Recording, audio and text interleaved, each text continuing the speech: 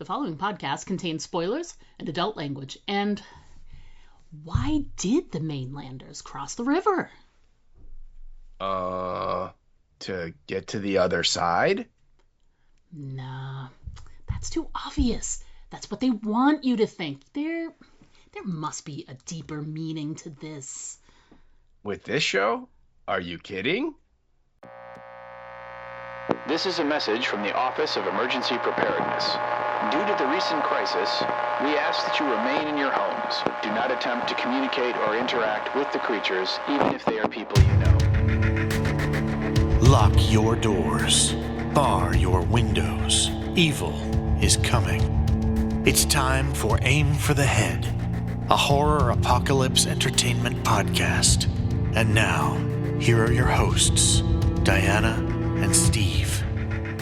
Hi, and welcome back to Aim for the Head podcast. I'm Diana. And I'm Steve. And with the lilt at the end. And I'm Steve, ? In this episode, we'll be discussing episode 3 of the second season of Walking Dead, Dead City. Title of this episode is Why Did the Mainlanders Cross the River? To get to the other side. Did they? Now everything we do to be funny is going to be when we talk with raise in the voice at the end. Because they were stapled to the chicken? Yes. That never gets old. So before we get into our points for the episode and some of the details of the episode, let's first just rapid fire do what we considered to be our sort of quick thoughts on the episode. And I went first last week, so Steve, you get to go first for this episode. So what are your quick thoughts on episode 3? Why did the Mainlanders cross the river? I get to go first? You do? We were talking about this a little bit before we started. I actually kind of like this episode. And then I reminded you that you are sick right now, so that is true. You're feeling a little feverish. Yes, it could just be all of the medication talking. It's possible. I'm really not sure. I'm not. No, I did. I don't get me wrong. This was not a great episode of this show or any of the Walking Dead shows. I mean, clearly still light years ahead of anything Fear would ever do. But I think this episode was way, way better than last week's episode. Mm-hmm. Don't get me wrong. There's definitely some points that happened in this episode where I was just like, really. And I know, when we get into our more,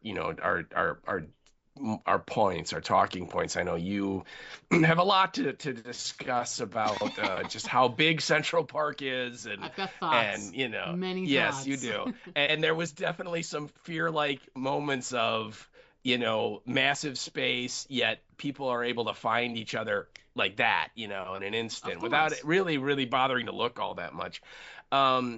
And there was some other things too, where I'm just like, really, you're gonna keep trying to go with this crazy plan, or whatever. And so we'll get into that. But I really liked the weird cafe people that they meet. I thought that was a really interesting group, and I like that they were totally weird. There's no doubt they were. I mean, that girl had like a minor leg wound, and they're just like, yep, nothing we can do. Let's just carve her heart out, But I like that even though they were obviously weird, they weren't like psychopaths, where they're like, right. Hey, they're like, right. What, we're going to help you because that's what good people should do. But they made it completely clear they want nothing to do with these people. They're not interested in your war or any of that stuff. We're going to help you. And as soon as it calms down up there, you're going to leave and you're never going to come back. Right. And that's kind of different for this universe, right? Usually, and you and I talk about this all the time, the whatever show it is, our heroes, the people, the regulars, they encounter new groups, and almost, every time they're nut jobs. Right. And it's like, and sometimes they like, hey, we seem to be really normal, like the termites or, even the governor at the beginning or whatever. But, after a while, someone's going to find the fish tanks, right? We all know Right. that. We all Right. expect that. Or they're just like the Whisperers, where they're just crazy, crazy, crazy. And so I really appreciated that, here was a group that, yeah, you know what? They're obviously a little bit odd, but they're still relatively decent human beings, and are like, we're not just going to kill you and skin you and use your shin bone as a pencil box. We're just going to help you and then let you go because we don't care. We're happy just the way we are. So I thought that was kind of refreshing, and I enjoyed that. And that, I think, is why, for the most part, I kind of like this episode. So what about you? What'd you think? I wouldn't go so far as to say that I would agree that there were less slap your forehead moments in this episode than there were in the last one. There's just so much bad around the, assault on Precinct 13 in the boat that everyone can see 4 miles away, which made no sense. So all of that was so terrible, but at least in this one, again, one of the things I've mentioned about it when we are comparing it to Fear is that there are at least some plausible circumstances. They need to be, out of sight. So going through the park makes more sense because they're off the street. They're away from the Croats, patrols and things like that, and other people.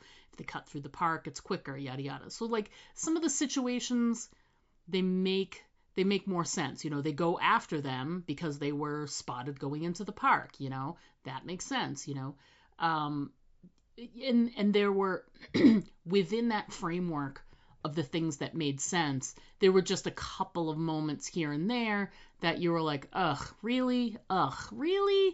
And I listed them all out for me to talk about. You did. But I do agree with you. I did like, I guess in descriptions of the episode, they're being called the Foragers. That's interesting. And even though her name wasn't mentioned, I guess the leader's name is Roxana. Yeah, it did mention it. If you put the closed captioning on. Yeah, there's a bit where the camera's not on her, but she's talking, and it said right. I'm like, oh, that's her name. So yeah, there you go. But they never refer to it. I mean, no one ever calls her that, or she never says, hi, I'm her. You know what I mean?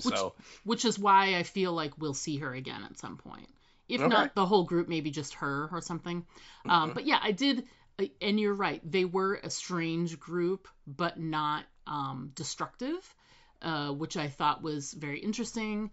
I liked the fact that they were very like, we don't need you. When Pearlie makes the pitch, which was so dumb. When Pearlie makes the pitch and she's like, what do we need that nature doesn't provide? You know? And they were in the midst of it, there were people that were weaving hats and, and they, as much as it has like a Mad Max Beyond Thunderdome quality to it, it's more realistic to see people in clothes like they had on than it is to see people in full get-ups at this point. Yes. Oh, right. Exactly. Clothes do break down, cloth breaks down, and then when things break, like if they tear, you have to mend them. But do you have the stuff to mend stuff? No. Then eventually you end up just wearing like shifts and ponchos because who can really sew a pair of pants anymore? You know what I mean? So I appreciated that they looked like how you probably should look, because if we're going by Herschel years, we're 15 years in, give or take? At least. Yep. So 15 years in, and they look more normal, and I really did appreciate that. And I like you were saying, most of the time when you come across people, it's all about like, and here's our psychopath who's in charge, and it's that's not what this was. So it was a little bit of a breath of fresh air to have a group that meant them no harm, but was basically like, we mean you no harm, but please get the F out. Yeah, right. You can stay here. We will help you. We will we'll resupply you as much as we can. And but yeah, as soon as all these other people are not looking for you, like the heat it cools off, you guys are out of here. Yeah. So So I thought they were interesting, just like you did. I loved the, as weird as it was, I loved the death ritual. I thought that was so different, and it panned out a little bit differently than I thought it was going to, but I still appreciated it. It's still, to be able to do something that different this far into the franchise and have something that makes you go, oh, that's interesting, and we've never seen it before.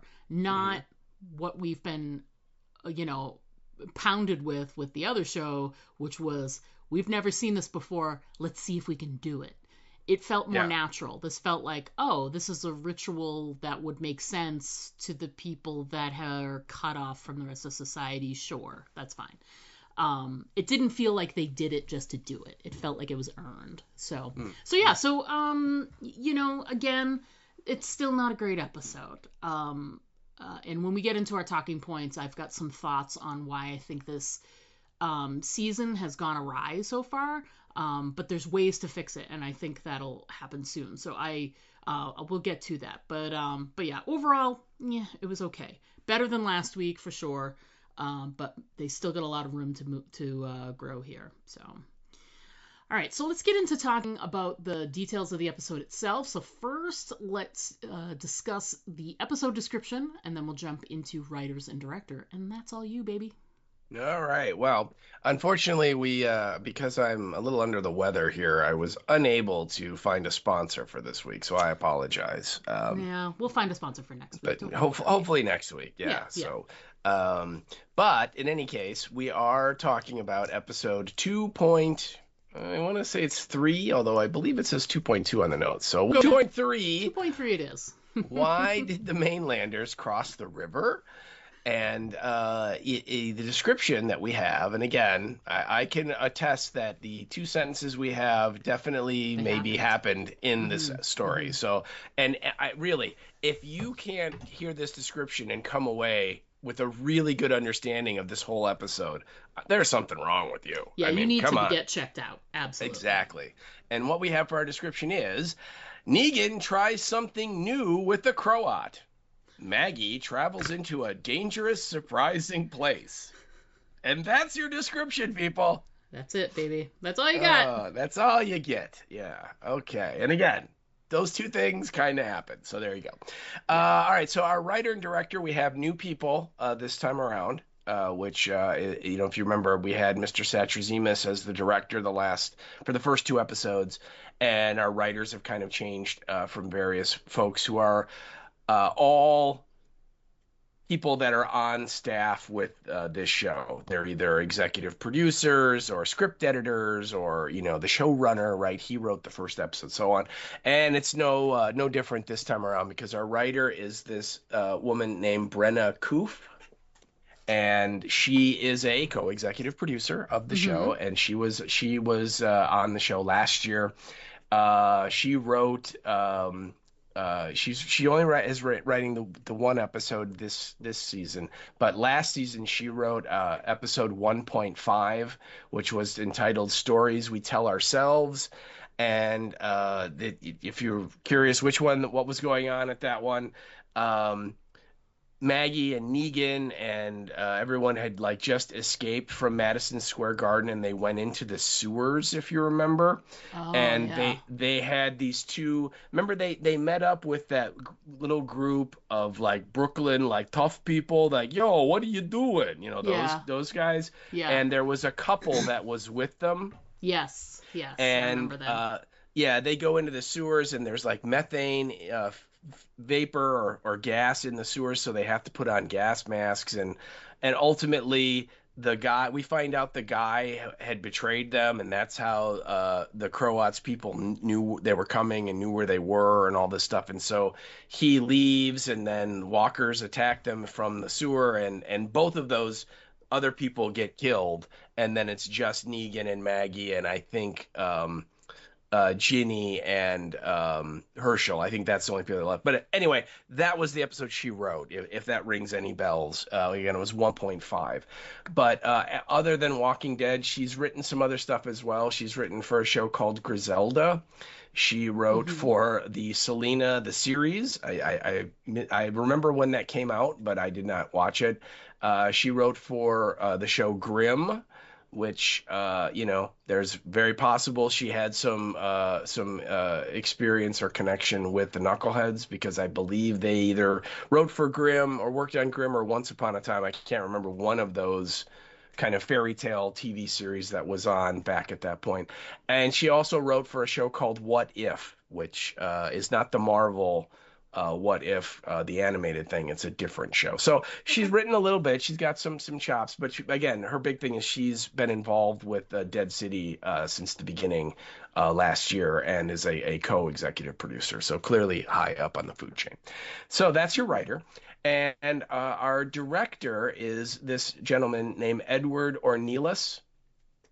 And he is, again, just a veteran TV director. I think he has like 40 directing credits in like the last, 15 years or so. All kinds of kind of mainstream television shows. Like he's directed episodes of Chicago Med, of NCIS. If you remember the show Lock and Key, he directed episodes of The Resident, Promised Land. The one thing that caught my eye, though, is that he directed one episode of Fear the Walking Dead. And unfortunately, it was a late episode. It was season 7, episode 14. The title was called Divine Providence.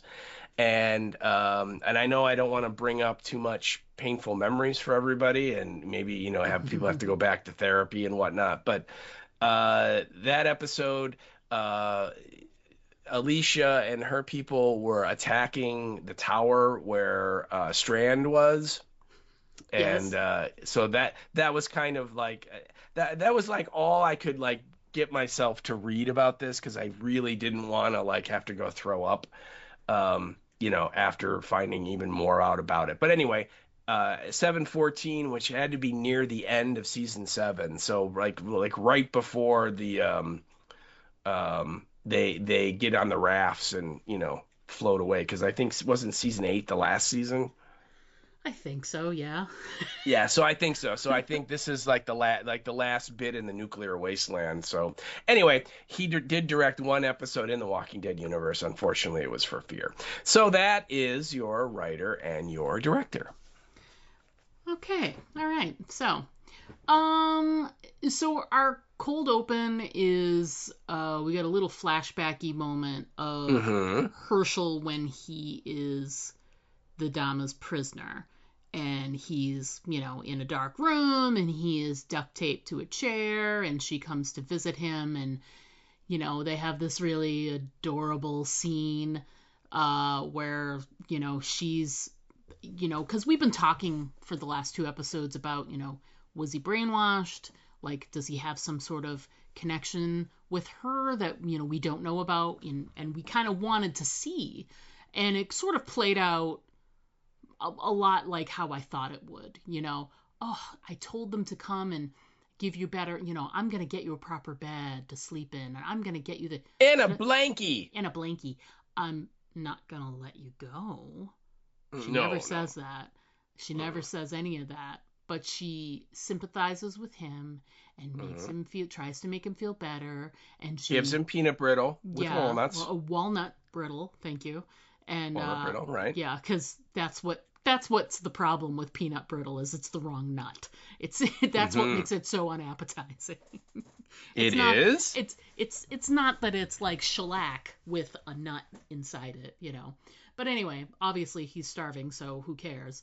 And you're tied up, and I'll undo your bonds, and and if there's anything I can get you, and he's like, a coat? And she's like, oh, of course, it's so freezing in here. She gives him her own coat.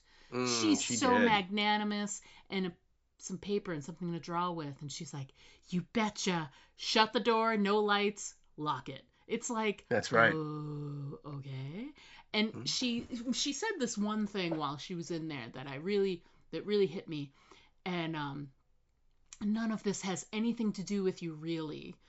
And I'm like, okay, well then explain to him what it's about, because you took him prisoner for a reason, and you're holding on to him for a reason, and he should probably know, but whatever. So It played out the way I thought it would. It's not a wonderfully written scene, I would say, but it sort of established what we had suspected, which is that the Dama is doing her best to, appear like a savior or something in Herschel's eyes, and is, slowly, paving the way for some, brainwashing to come. So what did you think of that opening scene?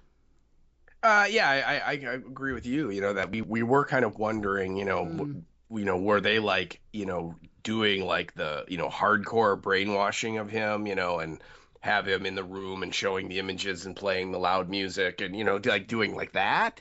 Or was it like a little more subtle, and I think we kind of got our answer that, she's not like brainwashing it like in I think what most of us think of when we think of brainwashing, like the Manchurian Candidate kind of brainwashing, Yeah. It's more of just, they bring him in, he's alone, he's isolated, they lock him in this room and he's like literally duct taped to this chair. It's super cold. He hasn't anything to eat. Probably hasn't been able to go to the bathroom. You know what I mean? They're making life really uncomfortable. And then here she comes in and she's just like the nicest. She's like good cop.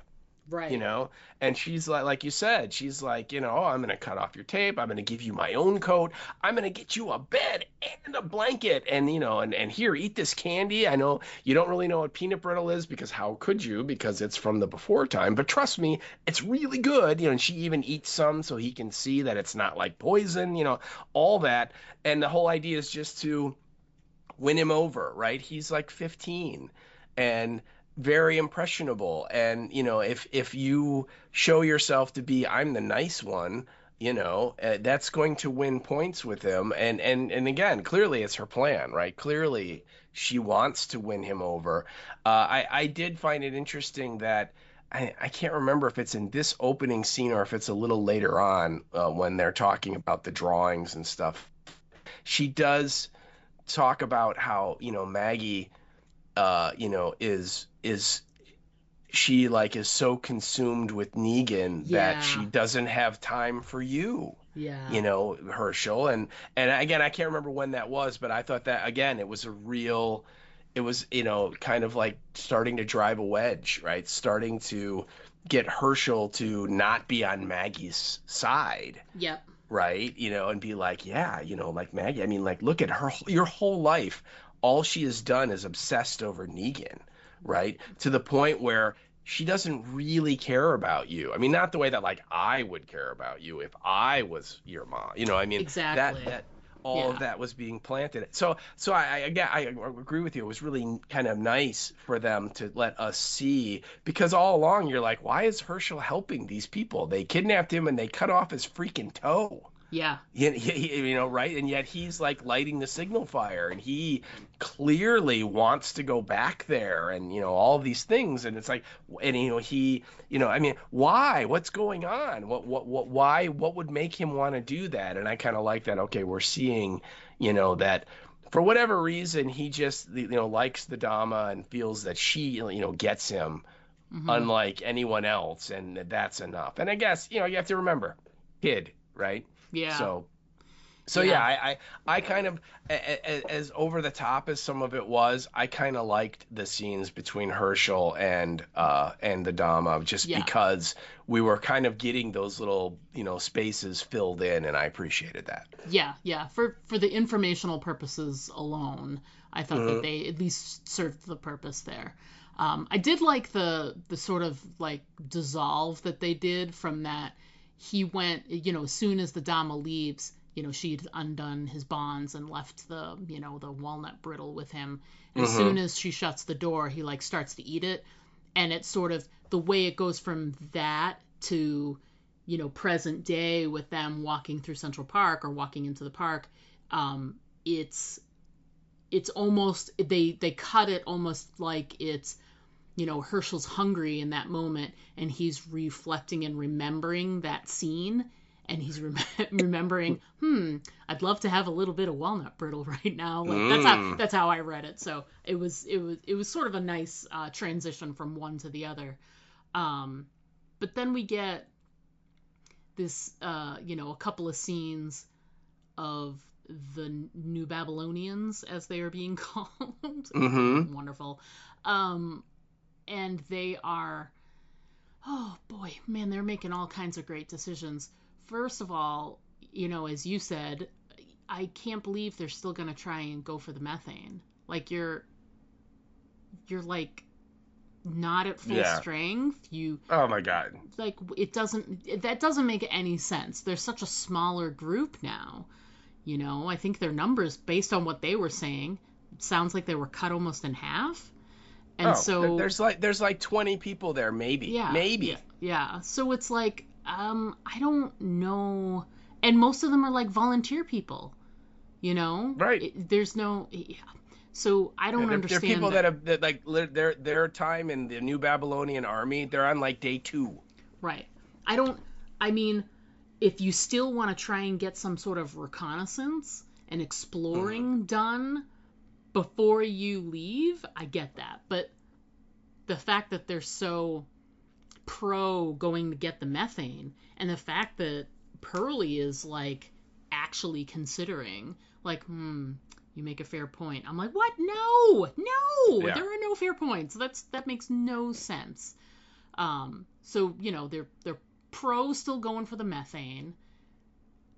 And let me tell you, when the walker just sort of like appeared out of the bushes, by the way, silently, which is, I hate when that happens. The stealth walker. Yeah, like. Yeah, they don't growl. They're like holding their breath, just kind of waiting to like jump out at you, whereas they never do that any other time. Yeah, I mean, that was very, very bad. That was the thing that struck me. First of all, just let me say that I really liked their concept of Central Park. Yes, and it the looked park really good. Yeah, the park, it's almost like its own character. And I love the fact that it's overgrown. I love that like the zoo animals have escaped and are living in it, right? When Maggie's like, "Is that monkeys?" And so on. So I really appreciated that idea, and I think there's a lot of mileage in there, and I mean we'll get to it later, but the cafe woman, and I call those crazy people the cafe people because they live in that cafe. Which makes total sense.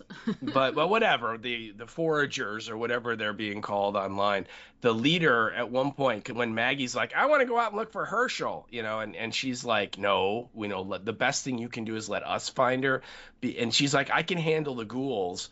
And Roxana says, "There are worse things than those in the park." Right. And there's a moment when because Maggie does go out on her own to look for Herschel, and she hears this like roar, like a monster roar, not like a lion. I mean, we're talking like, clearly this is like something else. And so, I mean, what could that be? Yeah. So anyway, I really appreciated that about the park itself. I thought that was cool. And it was, again, one of the things I really that made me like this episode. But as soon as Narvez is like, "Well, we're going to go get the methane," I was just like, "Are you high?" Yeah. What is wrong with you? I mean, it's like, no, like you said, your expedition, which was supposed to be, and I'm just going to use air quotes here, exploratory. Yeah. There was like, let's say there were 50 people on the boat. Like you said, you're like under 50% strength. You've lost all your supplies.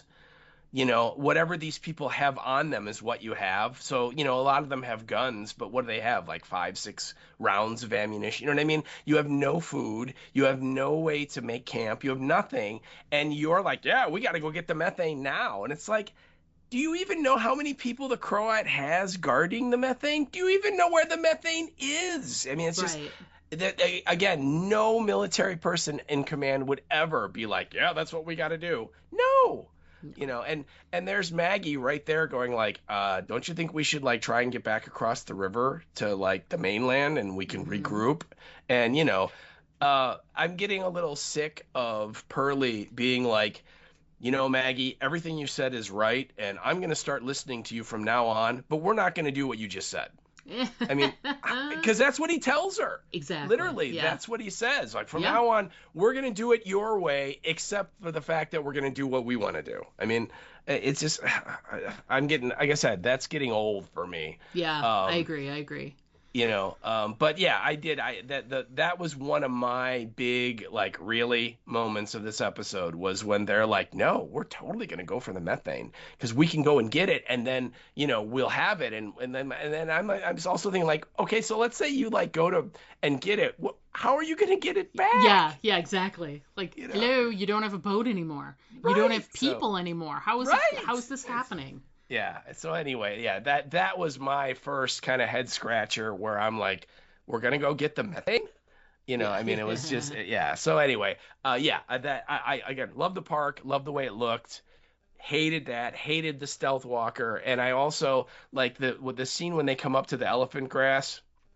Oh God. And they're just like, well, we're just gonna walk across this because apparently that's what you do. Yeah, our only choice is to go through this really tall grass where we can't see where we're going, where we've been, or what's around us. Yeah. All right, let's go. Yeah. It was just like, come on, again, nobody in their right mind. I mean, literally, you needed Cillian Murphy to, like, pop up and go, you know why this is a shit idea? Yes. It absolutely. And it's like all in a sequence. Like, the first thing that happens is like the non-stealth terrible walker attack. So they're already down one more person right away.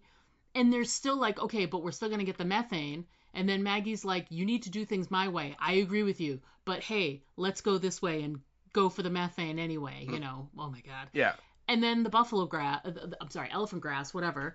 And it's just, it's so stupid. Oh, it is. Yeah. I just don't understand. I don't understand. And why wouldn't, if you're going to be noisy anyway, because they were, why wouldn't you just cut down the grass as you go? Right. Right. I mean, yeah, it was foolish. The only way that I think it could have ever worked for me in a story way would be if, like, the Croats guys were coming up behind him, and they're like, we got to go. Right, and, right. We don't have any choice, but we have to go into this grass. It'll give us good cover. Yeah, we need to get over in there. Yeah, we need to get over to the boathouse by the lake anyway because Pearlie says that's a good spot. So, let's go this way instead of going around. Yeah, I mean, then I would have bought it, but for them to just be like, because he's like, oh yeah, I know where we are now, and if we just cut through here, and again, I'm like, cut through here, like what, like a mile? I mean, it's like, it's not like 20 yards, it's like a long way you got to cross, but he's convinced that there's some, boathouse building something where they can, and I'm going to use air quotes here, rest up, before they continue onward. But yeah, again, if it's like, seriously, like, we either stay and fight the Croats people or we try and lose them in there, then maybe I could see it. But I would go back even to, like, that poor woman that gets killed by the tree walker, the stealth walker. One of the things that just bugged me to no end was that Narvaez takes her pistol, but they left her knife. Yeah. Why? Why? And Narvaez only took her pistol because she lost hers. Yeah. Nobody was going to take her stuff off of her. Right, but it's like, no, you take everything you can use off of that person, right? I mean, but again, it's, and then later on when Negan and Waylon come upon them, they don't take the knife either. I'm like, what's with you people? These are resources. So that bothered me a little too. But anyway, yeah, the attack of the walkers in the grass, it was very reminiscent to me of, I want to say, Jurassic Park 2. Yes. Is that the one where all the raptors are killing them in the tall grass, right? That's 3. That's the one with William H. Macy and what's her face, Téa Leoni. They're going across that grass, and you can see them coming. You can see from above, like the drone shot of the raptors coming. Yeah. But yes, it's just like that. Yeah. And these people are just as experienced as William H. Macy and Taya Leone's character were in that version of the Jurassic Park. Yeah. But then, like, once, like, they start, like, then, like, we see, like, like, the guys are walking and all of a sudden they get, like, tackled or something. None of them scream. None of them make any, you know what I mean? It's just like, why wouldn't you be like, ah? You know what I mean? Yeah. They don't. And then when finally the group kind of catches on that, oh, you know what? There are, like, walkers that are kind of around there. I love, Narvaez, the military super genius. Our plan is, let's just sit here and not do anything. Yeah, stay quiet. Yeah, it's like, okay, and then just let know, it's like, you know what? No, you know what? Run. Yeah. Pick a direction and go. Yeah. Yeah, I mean, but no, so yeah, again, very questionable writing. And I guess my conclusion is on her character, and I like what we've said multiple times, I really like her as a performer. Yes. But her character is just very poorly written, and I think we're just supposed to kind of, the idea that I'm getting is that she is not a military officer. She was not like in the before time in the Army. You know what I mean? She has no training at all to, tactically plan stuff. And she just is, they made her a major. And so she's, you know what I mean? And so she is going to make very, very bad decisions all the time. And we just have to get used to it. That's my take on it, because if she did go to like West Point or something, I mean, it was like she took the tour maybe, I mean, there's just no way the way that she, is doing stuff. But yeah, so they do run through, and of course they all get separated, and Herschel almost gets killed. But then this kind of weird, Beyond Thunderdome girl, who her name is Joan, kind of pulls him away from some walkers and then just kind of melts back into the grass and is gone. Okay.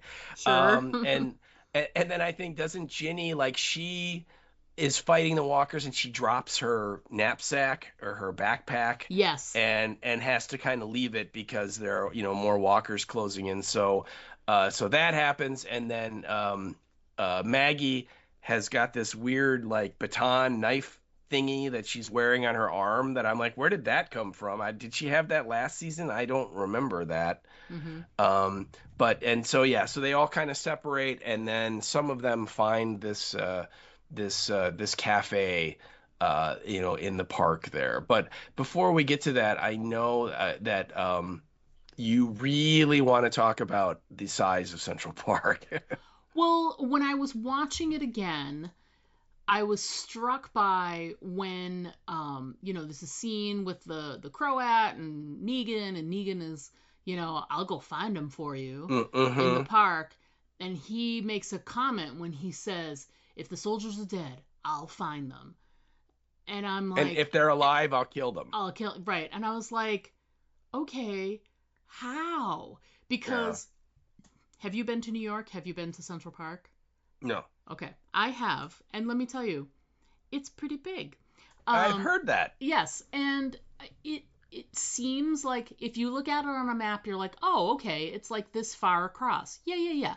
Okay. So it's actually the big space behind my house. My whole property is 5 acres. And it's, you have a hard time seeing to the back of my property, okay? Central Park is 843 acres, okay? Wow. It's 2.5 miles long. 2.5 miles long. And it's a half a mile wide. So, most time, it used to take me like 20 minutes to walk a mile or whatever. So you're talking like, it's going to take you time to walk from one side to the other. And here's the thing. There is no straight line that goes from one side of the park to the other. It's all garden paths and stuff like that. So everything's kind of curvy. So it's still going to take you like 15 minutes to get from one side of the park to the other, even at the thinnest part. The whole thing is... And also that's from in the before time. Now it's all overgrown and everything else. Yeah. And...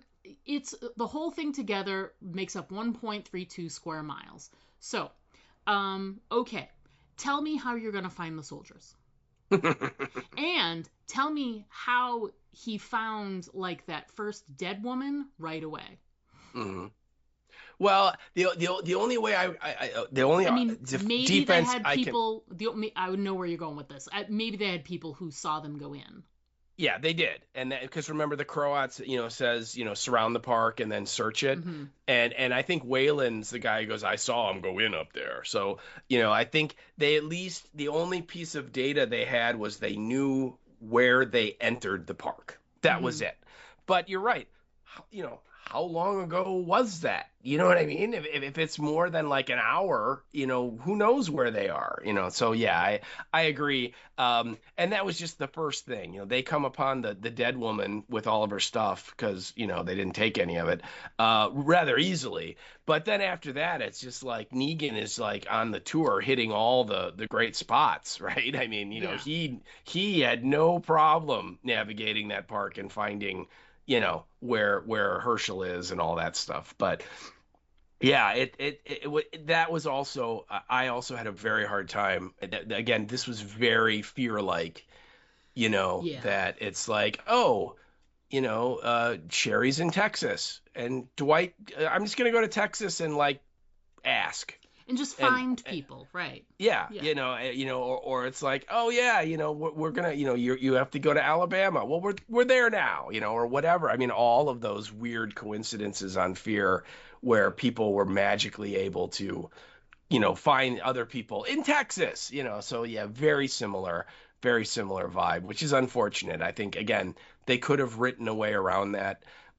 I guess we just kind of chalk it up to, it's a TV show and, they only have so many episodes and they got to get these characters, together because now once Negan found Herschel, I think he saw him through the looking glass the episode before, but now he knows for sure that if Herschel's alive on the island, that means Maggie's got to be alive somewhere too. Yeah, because they Right, wouldn't be separated, not after Yeah. what she just went through. Yeah. Yeah, so again, I understand from a story standpoint, Negan had to experience, meet one of them to be like, oh, hey, you're still alive. Okay, gotcha. But you're right, completely unbelievable, without a doubt, without a doubt. Yeah, absolutely. Um, yeah. Oh, jeez, awful. Um, but at least it did lead to, them being lost in that elephant grass and eventually being surrounded by walkers and whatever.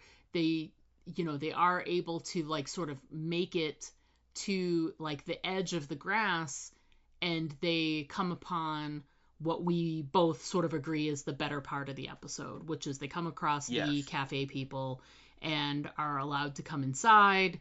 And, and of course, Maggie in full, Michael from Lost mode. I can't, not without Herschel, not without Herschel, and they're like, wait, Yeah. we'll get inside and then we'll go try and find him, whatever. Somebody talk some sense into this woman. So they get inside and they're led through, and there they meet their leader, and she's just really great. I thought she was a different from what we were talking about it in our quick thoughts, that here was this group who they weren't like, what's the word, they weren't bad, they weren't like a bad group. Psycho? Yes. Yeah, I was like trying to find a, they didn't have any like, they didn't mean any harm. They don't mean any harm. They don't want you to stay, but they don't mean any harm by you. Yeah. And I really enjoyed that. And you made note of Roxana's speech there that she gave, and it's just fantastic there. Yeah.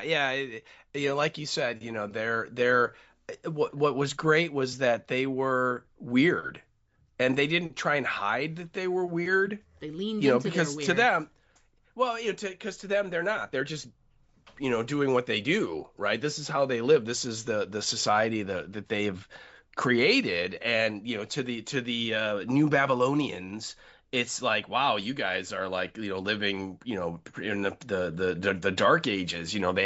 They're everything is, candle is the primary light source, right? And like you said, they're like, weaving like hats and stuff out of like, the like bushes, like, you know what I mean? It's like they're making very primitive clothes, Mm-hmm. and they're like baking bread, and like, they've obviously got an oven that they somehow are like, I'm sure, burning wood to heat it up and stuff. And yet, despite the fact that they're clearly not, and I'm just going to use air quotes here, normal for like what the New Babylonians would consider normal, they're still like, hey, you know what? You guys needed help, so we're going to help you. But as soon as like it clears up, you're leaving, and there's none of this like discovery of, oh wait, they're gonna kill us and eat us, or oh they're gonna, they got walkers in the back room that they worship, or whatever. There's none of that weirdness, at least not yet, that we've seen. And so, yeah, when they finally come in, and Pearlie immediately starts talking to them, and does all his stuff, and she, her name is Roxana, and she basically says, you guys were making a lot of noise. Yeah, I right? love that, because they think they're so cool, like we're so skilled and we know so much. Yeah, right. Mm-hmm. And so, and she kind of tells them that, like, look, you know what, the other outsiders, they know you're in here. They've surrounded the park. They're searching the park. But your best option is to kind of sit with us for a while. And he's like, why would you help us? And she basically, her line is like, I don't normally take to strangers, but since you're here, I'd rather you stay nice and quiet. And then when it's time to go, and he basically says, well, that's mighty nice of you. And then she goes, well, when it's time to go, you go, and you never come back, like we never existed, because we don't. And so again, I get the idea that this little group is totally under the radar of all the other groups in New York. Yeah. That they basically are just, shh, we don't attract attention. We don't leave our little sanctuary area. The park is, as we've been established, is kind of this no man's land between the 3 big or 4 big groups, and they don't come in here because of the stuff that's in here. Right. And so that allows them to survive, Yep. And I think that, she, like, at one point Maggie or someone's like, well, what about the ghouls? And they're like, the ghouls protect us. Yep. They're like they're like a protective barrier, Yeah. Kind of like what Negan did with the sanctuary, Yeah. With the moat and all that. Yeah. And I didn't write it down, but she also has this great line where she's like, look, the dead are us. Yeah. There are our sisters and our mothers and our family and our neighbors and our children. And you know what? Sooner or later, you're all going to be them. And Yes. I'm going to be them too. We all are. Yes. And you really get an insight into like their philosophy of, we don't fear the dead because they're us and we're them. Yeah, we're gonna be them one day. Yeah. Yeah, which the only thing that I had questions about with their like whole civilization or society is when the New Babylonians find like the gate, it's open, right? It's not closed. Correct. And they go in there, and there's like 3 or 4 walkers that are like right behind the humans. I mean, they're like stumbling towards them. Yes. And they go inside the cafe, and then like none of the walkers try and follow them in. Yeah. At all? Yeah, the second time I watched it, I didn't really notice it as much the first time, but the second time I did, and I was like, I mean, I would have loved like a scene that showed them putting some kind of barricade or barrier. Because it's where they were, it was kind of like a little bit of an open area, like a front yard, as it were, and you can clearly see the door. So if you were any other person and came upon this area, you would probably be like, okay, let me go hide out inside this building that I can clearly see. So I feel like they must, like the brush is all grown in like near the door. They must have some way of like camouflaging it, you know what I mean? And doing something that leads the walkers away. I don't know. Yeah, I mean, because at the end, when when Joan, they leave, they cut her heart out and they leave her like lying outside. Mm-hmm. Maggie is like standing like 10 feet away from her, and it sure looks to me like Joan looks right at her. Oh yeah, when she totally. wakes up, and then she just gets up and walks away with the other ones. I'm like, what? I mean, a very unwalker-like behavior, Absolutely, right? yes. And I thought when, because they cut her heart out and they like put her heart out on like, this stone rock or something, and a bunch of the ghouls come up and eat it, Yep. right? And so at first I thought, maybe they've got some weird thing going on with the ghouls where like they've lived there long enough that like the ghouls don't try and eat them because they feed them. Hmm. You know what I mean? Like the ghouls have almost become domesticated a little bit. Okay. You know what I mean? Because they know, like a wild animal, you put food out for a wild animal, it's going to keep coming back for food, right? Right.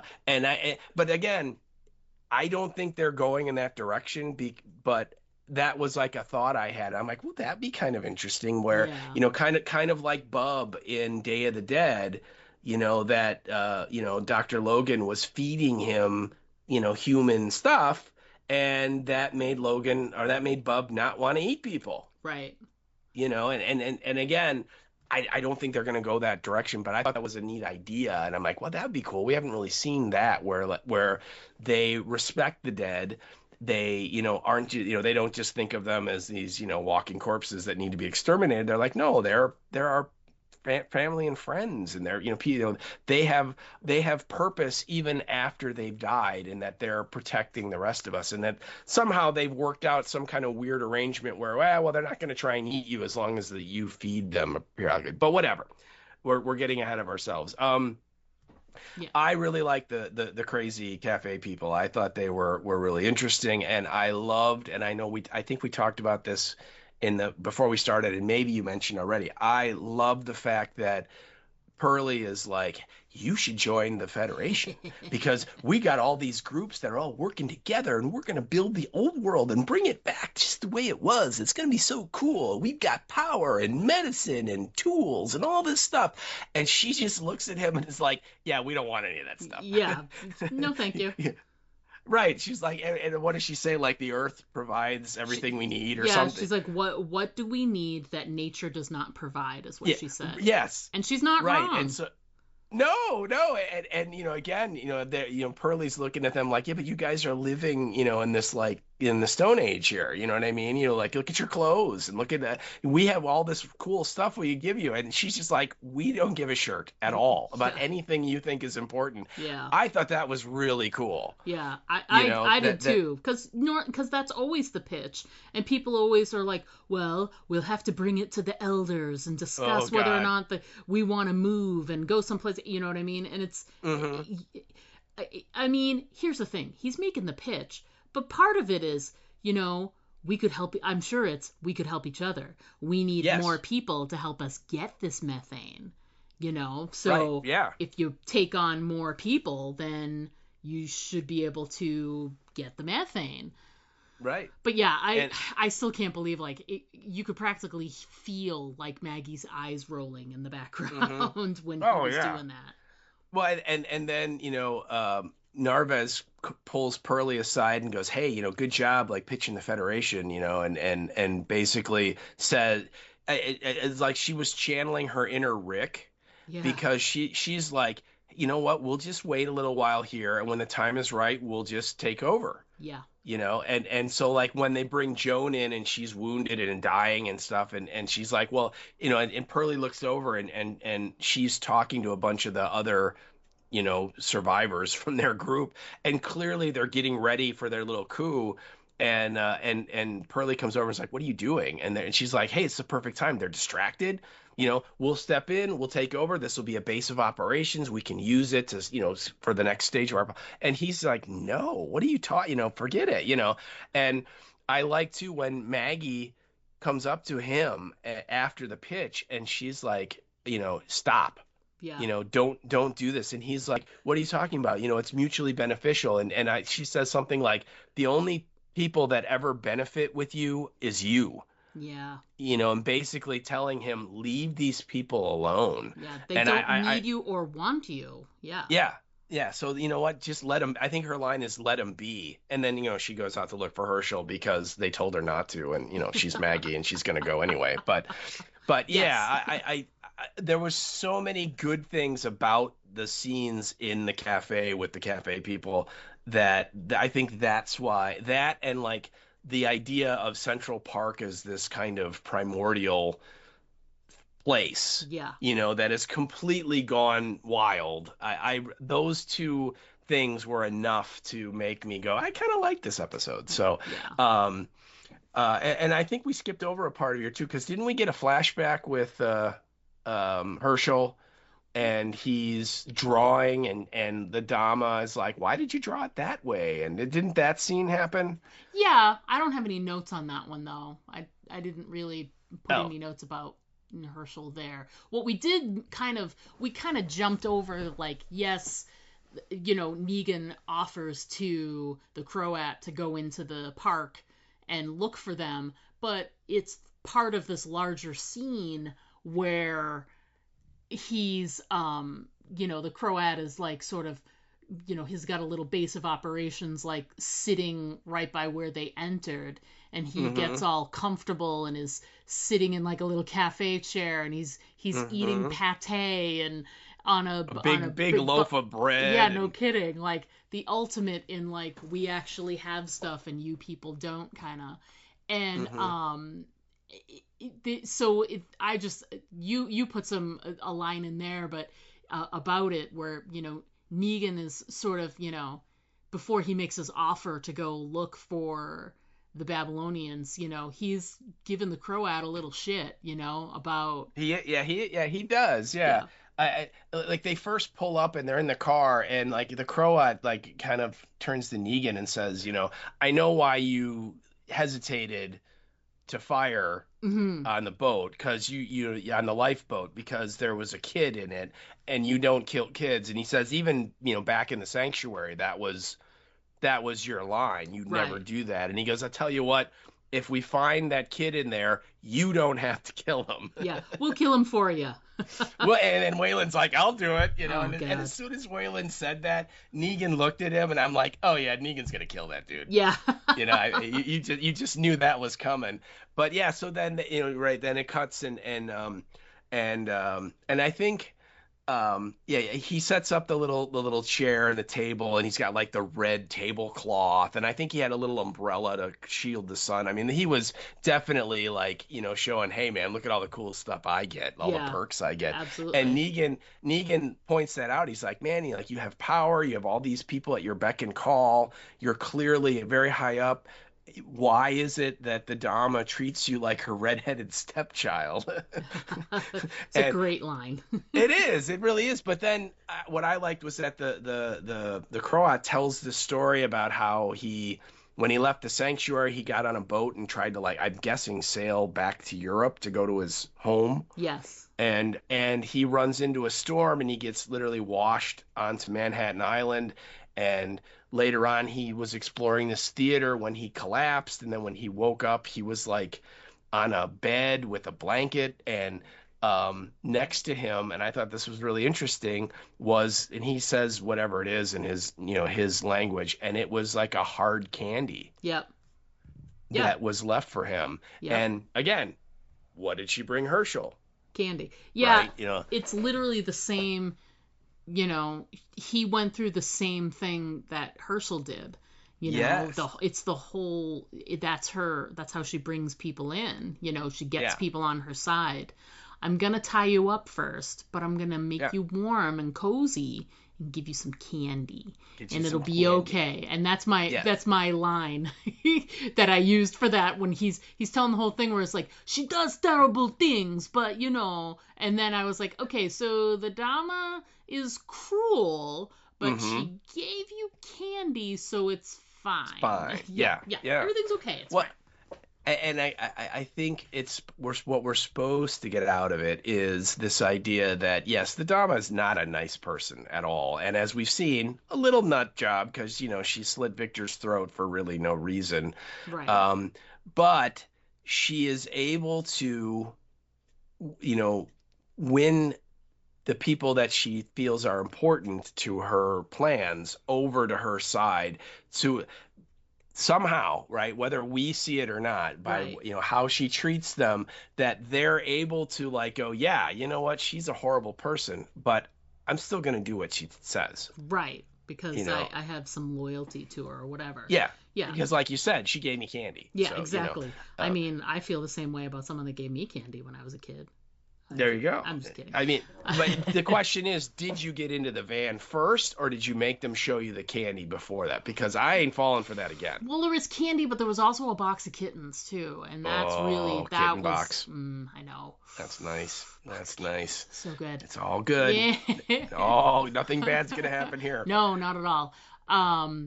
But yeah. So anyway, so Negan, he and at some point the Croat says, the Dama thinks that you're like soft and not, you're not up for this. And I keep telling her that the old Negan is in there somewhere.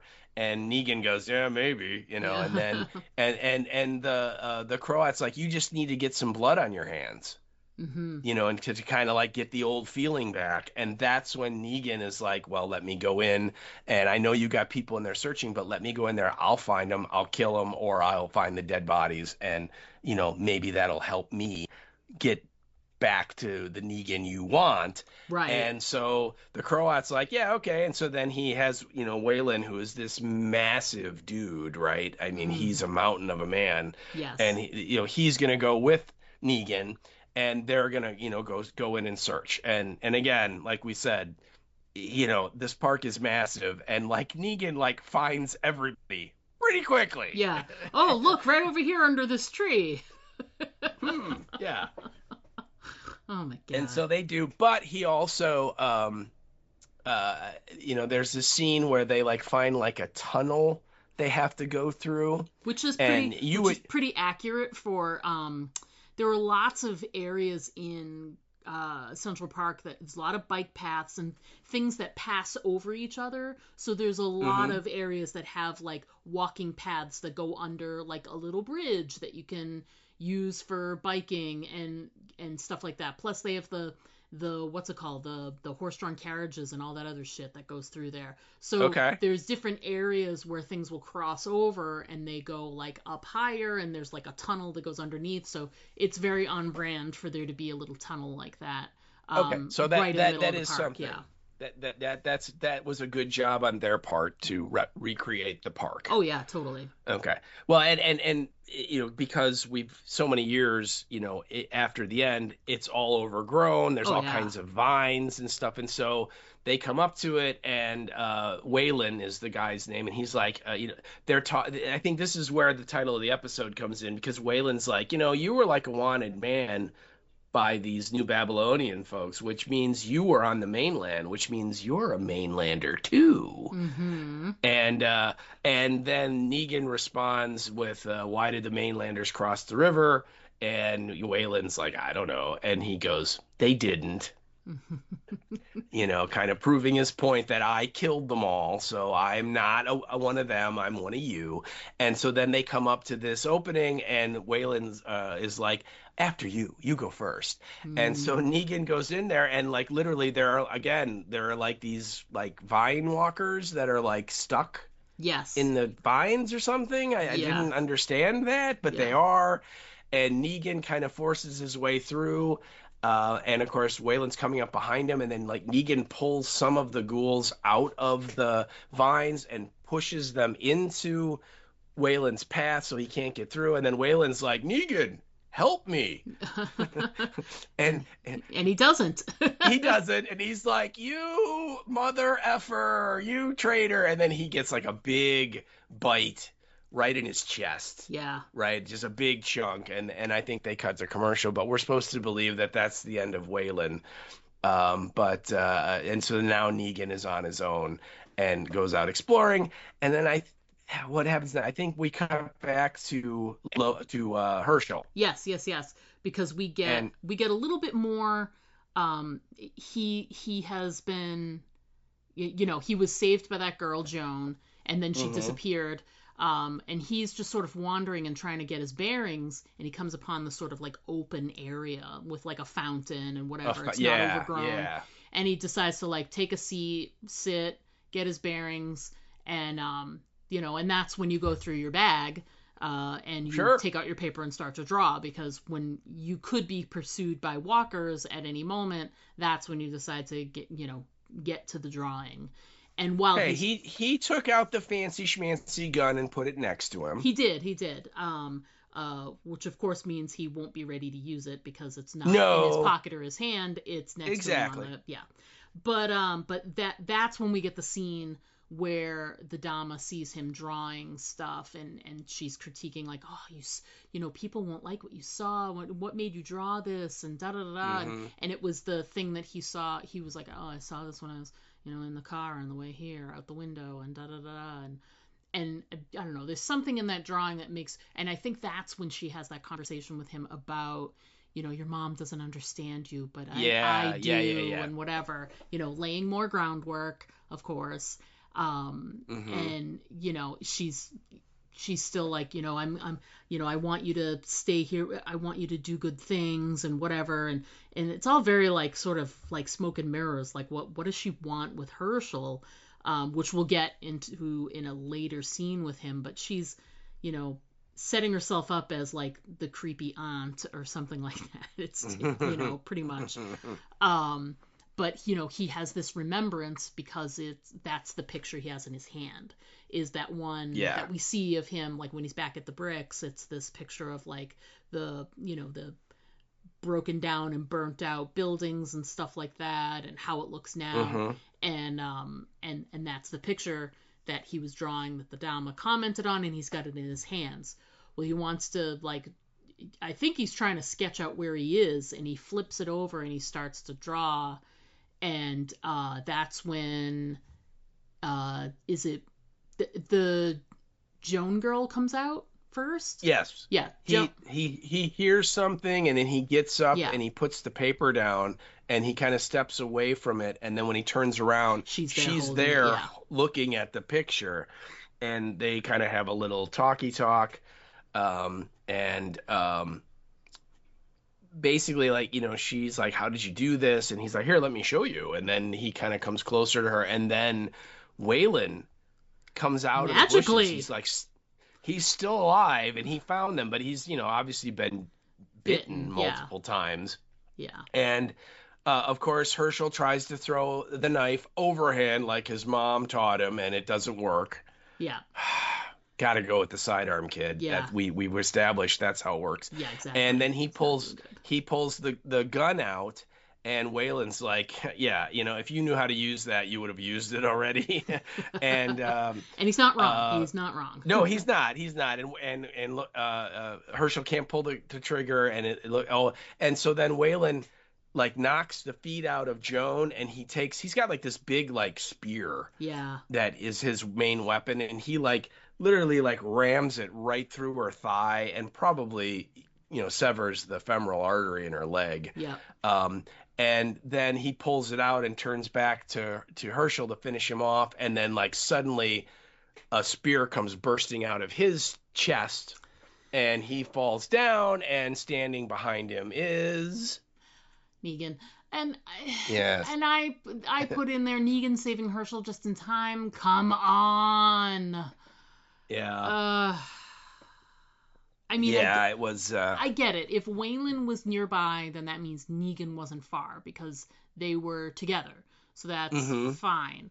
But Waylon being right where, they were going to be, like, all of this is all so absolutely, like, such convenient. A coincidence. It's so convenient. It's very convenient.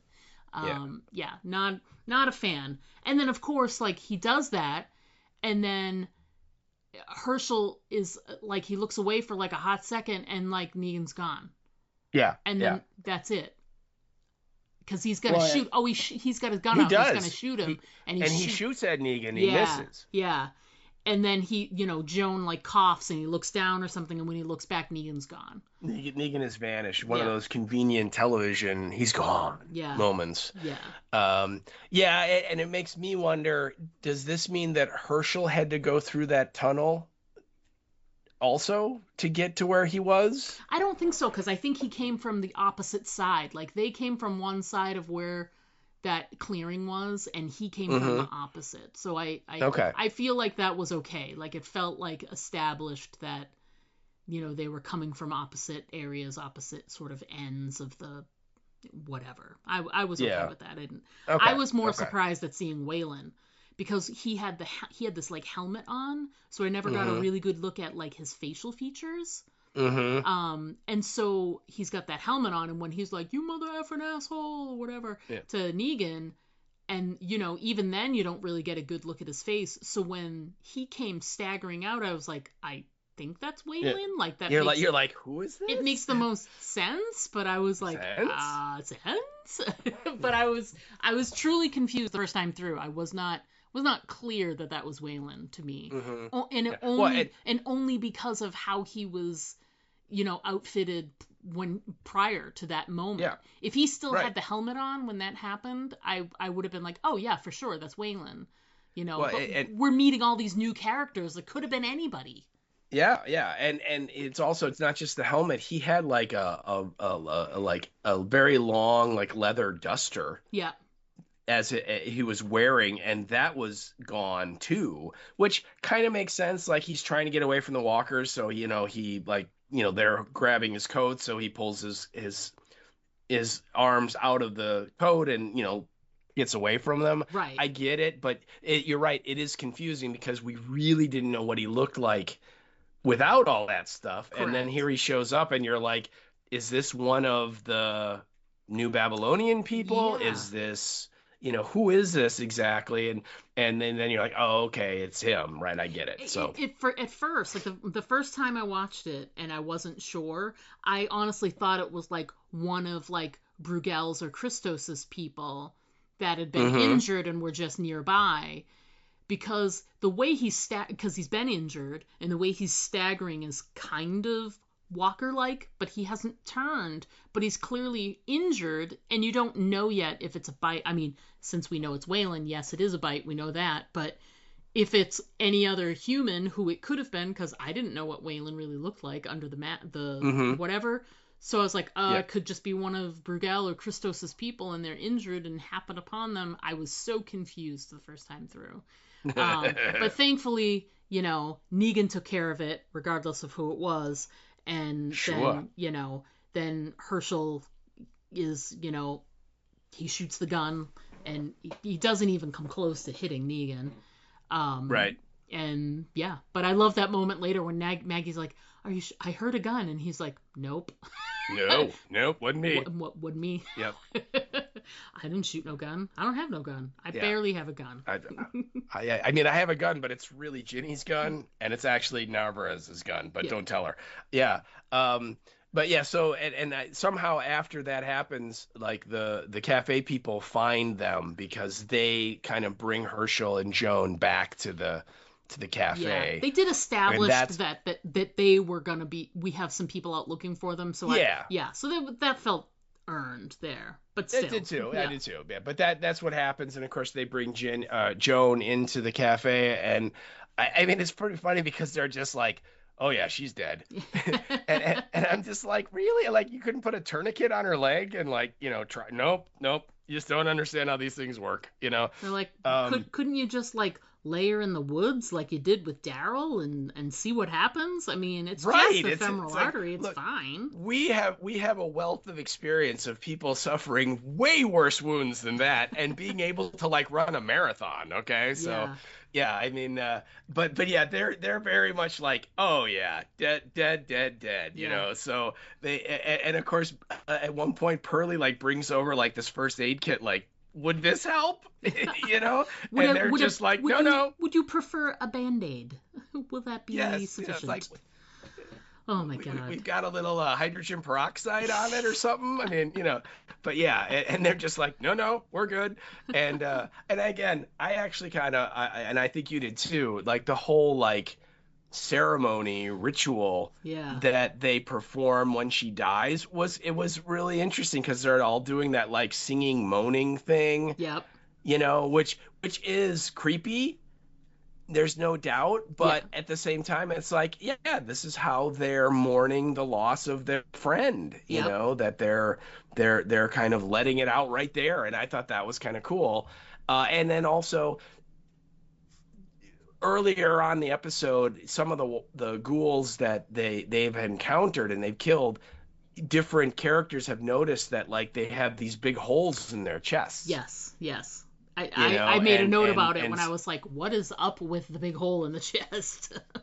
Yeah, and I think like the stealth walker that gets the girl at the beginning, I think it has one. Yes. You know, but that one, it looks very old, right? It's not fresh. It's right. not a fresh wound, and you're like, huh? And then some of the other ones in the elephant grass have it as well, and so it's like, okay, what is this all about? And we get the payoff here because the cafe people, clearly when one of theirs dies, part of their ritual is, you know, they use this like, you know, stone dagger thing that they've made, and they like crush a hole in the chest cavity, and then they cut out that person's heart, which, if they're not quite dead yet, is going to hurt.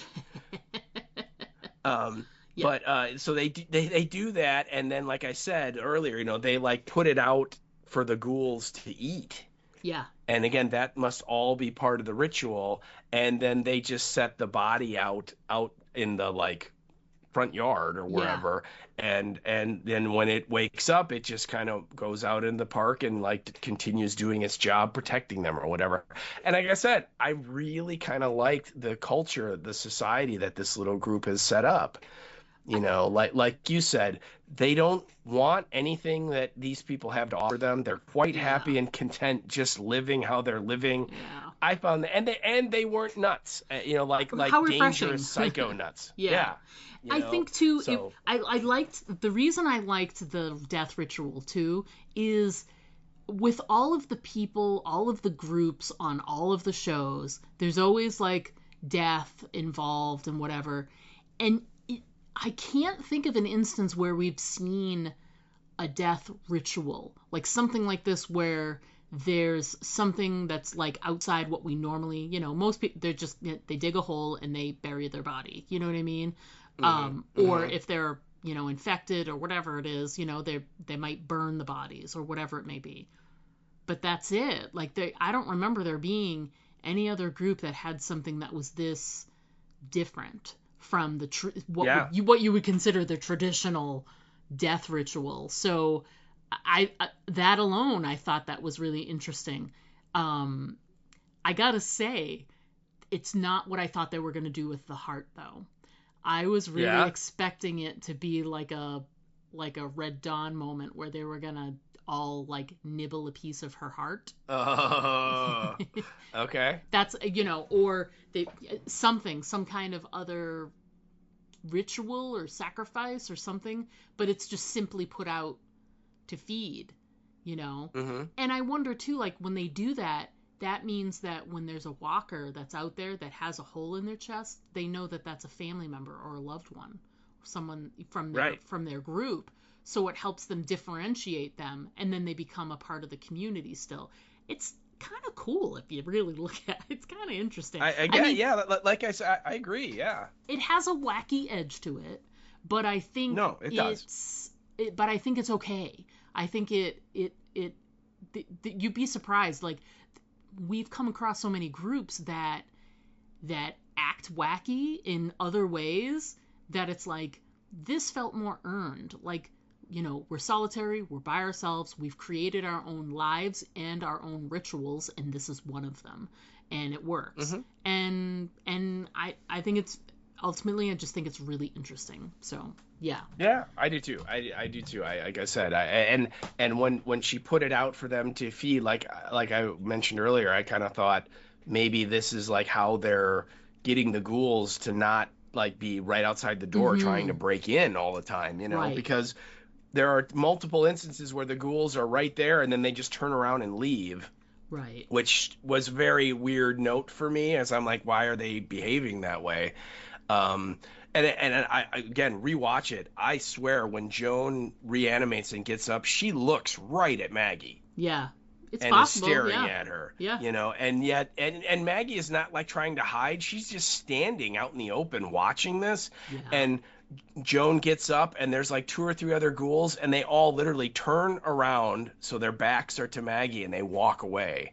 And I'm just like, what is that? Because that is not how ghouls, you know, do things. That's right? not how this So, works.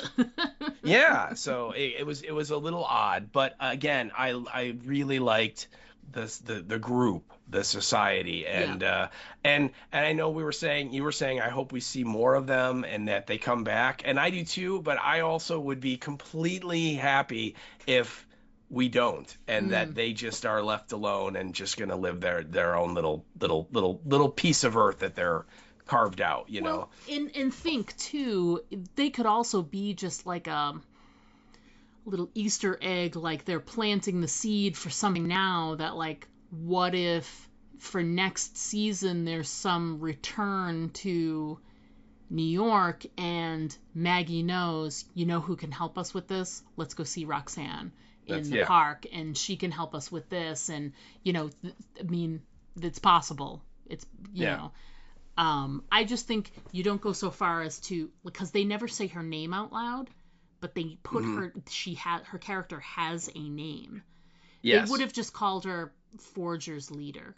If we weren't, or leader, if we weren't going to see them again. But they gave her a name. The name appears in the closed captioning and on the cast list, and it's like, it feels, it has all the earmarks of, we'll at least see them again, even if it's from afar. Maybe they won't have something to do with the episode, but I think we'll at least visually see them again. But yeah, so cool.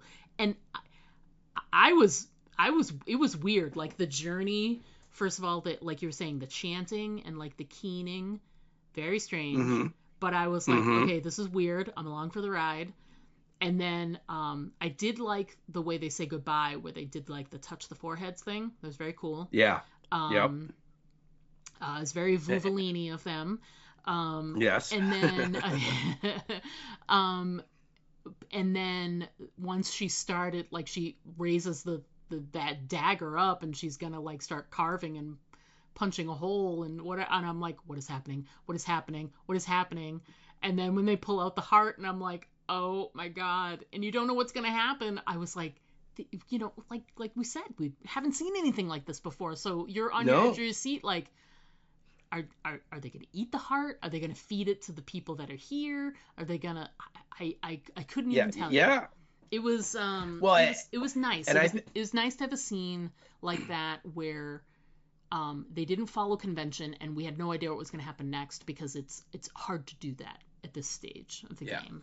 Well, and just we meaning the audience, we have so many years, decades of watching this universe, right, that you're just waiting for the fish tanks to make an appearance, right? You are, of course, and you know, when all of these things come up, and you're like, what they're gonna do something awful, you know, and you're expecting it to be bad, but ultimately it ends up, it's weird, but it's not like nefarious. Right? You know, that they were never going to harm any of those people that they brought in there, which for this show, for this universe, is not usually the way it works. You know, that whenever anyone invites you in like that, it's like they're going to kill you and take your stuff, because that's what everybody on this show does. And these people have made it quite clear that they don't care a lick about your stuff. So I agree. I thought it was really refreshing, and like I said, that's why I'm like, yeah, I kind of like this episode just for them, and we'll have to see if we get any more of them in the future or not. Yeah. We get this really big sort of grandiose scene with Herschel in the Dhamma, where first he tries to get away. And encounters some ghouls in the hallway, so I feel like that was staged. That felt very, why would they be there? Yeah, that was that. They kind of have established a couple of times before this that, like, the door to his new room is never closed or locked. Like, it's always open like a crack, right? You know, and so kind of giving us the idea that, Herschel, you could like try and get away whenever you want. Right. That they're not like locking you in at night. Yeah. And so he finally does, and he like takes his like fork with him or something. And I was like, wait a minute, there are like ghouls like in her like home building. That's weird. Yeah. And then of course she shows up and kind of saves him at the very end. And so I'm right there with you. I thought that was totally a setup. Yeah. Yeah, just to, again, ingratiate herself a little more. And, oh, by the way, now that I've saved you from death, let me show you to your new quarters. And she leads him in, and it is a, like, wood panel, like oak wood paneled, it looks like a study, from a, a fancy Victorian home, and all the beautiful art on the wall. And she had made a pointed comment about a sculptor that she really liked. And of Minsk course, or something. Yeah, and he's right there. Like, of course. Mask. Yeah. His name was Mask. Yeah, and she has a piece of sculpture that he did right there. And there's art all over the walls, and there's books, and this big comfy bed, and there's a really nice desk right by what looks like a window. And then all of a sudden the room like starts to shake, and you're like, oh my God. And you realize that his bedroom, this room she's put together, is an elevator. So it must be like based on the size, it's got to be like a freight elevator of some kind, because they show from the outside the light from the room going up, up, up, up, up, and then it stops at the top. She opens up these like wooden blinds, and it's a freight elevator that has a view. Yeah, like you do, and so she sets him up. This desk is right at the front of this window, and he gets this great view of Manhattan. And she's just like, I want you to imagine what it'll be like, and create something new for us, and people won't like it, but I will. And it's very like she wants him to draw new buildings, I guess, is the idea. And I want you to just sit here and draw to your heart's content, and that'll make me happy. And and she, that's all she's asking from him, which is great, because he's usually being asked of more from his mom, and he has to, pitch in and do other things, and he can't draw all the time and whatever. And in fact, right before they left, he was like, oh, this girl can take my desk because I don't ever use it. I don't ever draw anymore. Right. Yeah.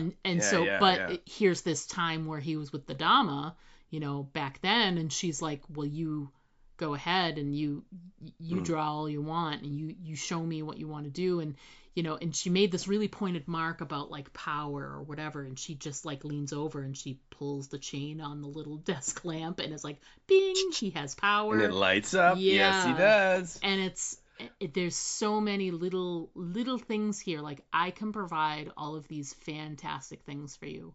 All you have to do is swear loyalty to me. Yeah. Well, and she says something like, when you go home, there might be some other things you'll still have to do for me. Yeah.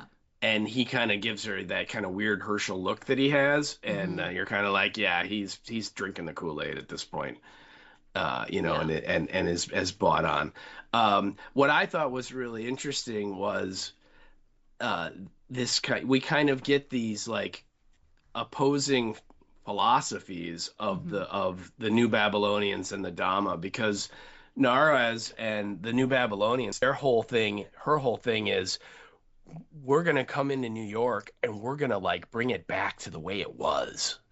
Right. And it's going to be this great city again. And remember Pearlie's speech of like, it was the center of commerce and art, and it can be all that again and be a major port and we're going to, restore it to its greatness. And the Dhamma is the exact opposite, right? Where she's like, everybody, like when he's drawing the building, she's like, why didn't you draw them when they look all nice and not broken and falling apart and stuff. And then she's like, of course, how would you even know what they look like? Because you've never seen them like that. And then she kind of expounds on her philosophy of, I want to make my vision of the new New York. And it's going to not be the old New York. It's going to be something new and better. And that's why I want you to draw what you're drawing, because my goal is to make this new crazy New York, right? And remember, she killed Victor because she's crazy, but also because, he loved, Brahms was his guy? Yeah, I can't remember which one it was, yeah. Yeah, well, whichever composer he picked, and remember one of her reasons of why that was the wrong choice was that guy just kind of took everything that everybody was doing up to that point and just did it better. Yeah. And didn't revolutionize, didn't come up with new ways of making music and composing music. He just took the existing ways and just did it really, really, really well. And that was kind of like not good for her. That's not what she wants. She wants new and different and not what the old way was. And I think that's what we're going to see now, kind of butting heads and competing, right? Which philosophy is going to triumph? I don't know. It was interesting that one person said this is their goal for the city, and the other person said this is their goal, and they're the exact opposite. So we'll have to see if they do anything with it. But yeah. Interesting. Anything that I think we kind of made it to our sort of end there, but anything we didn't really cover that you want to make sure we hit back on? There's one little scene where Negan comes back to the Croat. Oh yeah. And he gets in the car with him, and the Croat's like, well, and he's like, Negan lies and basically says, I didn't find any of them. Yeah. And he goes, they're probably all dead, that they just didn't make it. The park got them or whatever. And then he says, there was an accident. And big, super strong mountain of a man, Wayland, didn't make it. Yeah. And the Croat just kind of looks at him and goes, well, accidents happen. And then he and they drive away. And I'm kind of like, really? So the Croat is just going to buy that explanation, particularly with all the weird stuff that Negan has done so far? Yeah. In this season, that there's none of this, you killed him, right? I mean, just say you killed him, because we all know you killed him. I mean, right. I thought that was a little weird that the Croat, and let's not forget, Negan tried to kill the Croat. Right. Right? And blew his ear off, right? I mean, so it's not like he's been his best friend forever, but yet he's just like, oh, Wayland didn't make it. Yeah, all right, no big deal. I don't know. It seemed a little weird to me. Yeah. Did that bother you at all? Well, it clearly sets up this whole situation where, it's going to come down to, Maggie and Herschel and choices for the Croat and the Dama and all of this. And it at some point it'll be clear, someone's going to reveal that he killed Wayland, maybe it's Herschel by accident or something. It feels like it's setting this all up for the Croat later to be like, I thought you were on our side and you're not the Negan I remember, or, that kind of stuff. So, I thought, it was fine. It didn't, I don't think the Croat bought it either. You know what I mean? I don't think that, but I think he's going to hang on to that information for later, So that's what I think. Okay. I don't think he bought it at all. You're saying there could be a scene in the future where some of the Croat's men have brought the Wayland's body back, and then they show it to Negan and say, can you explain why there's this big spear hole in him? I mean, maybe they'll go that far.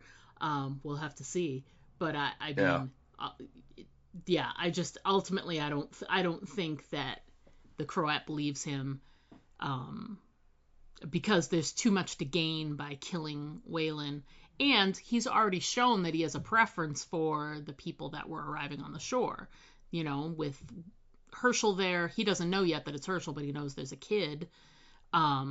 So, it doesn't take a genius to sort of put all those points together, Mm-hmm. So yeah.